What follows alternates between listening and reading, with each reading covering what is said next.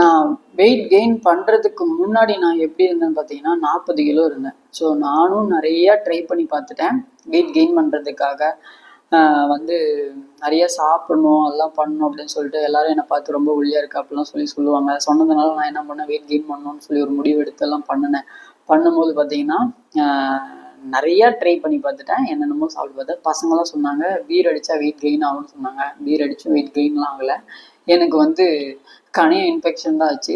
அதே மாதிரி கடையில் போயிட்டு நிறைய சாப்பிட சொன்னாங்க. சில்லி சிக்கன், பரோட்டா, அப்புறமேட்டு பார்த்தீங்கன்னா சிக்கன் ரைஸு, என்னெல்லாம் சாப்பிடணுமோ எல்லாத்தையும் போட்டு சாப்பிட்டு வயிறில் லோடு ஏற்றுறதுனால என்ன ஆயிடுச்சுன்னா எனக்கு கணைய ப்ராப்ளமும் வந்துச்சு. நெக்ஸ்ட் வந்து பார்த்தீங்கன்னா பைல்ஸ் கம்ப்ளைண்ட்டு.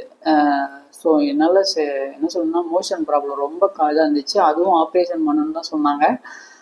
ஸோ நான் என்ன பண்ணேன் அப்படின்னா, நான் டெய்லியும் சாப்பிட்ற சாப்பாடை வந்து கரெக்டாக ஹெல்த்தியான ஃபுட்டாக சேஞ்ச் பண்ணிட்டேன். அதே மாதிரி பார்த்தீங்கன்னா டெய்லியும் வாட்டர் வந்து பார்த்தீங்கன்னா 20 கிலோக்கு 1 லிட்டர் வாட்டர் குடிக்கணும்னு சொன்னாங்க. அதே மாதிரி நான் கரெக்டாக ஃபாலோ பண்ணேன்.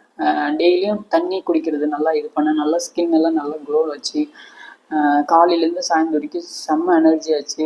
இதெல்லாம் எப்படி என்னன்னு தெரிஞ்சுக்கணும் அப்படின்னு நீங்கள் நினச்சிங்கன்னா நான் என்னோடய நம்பர் கீழே கொடுக்குறேன். நீங்கள் எனக்கு கால் பண்ணுங்கள், நான் உங்களுக்கு டீட்டெயிலாக எக்ஸ்பிளைன் பண்ணுறேன்.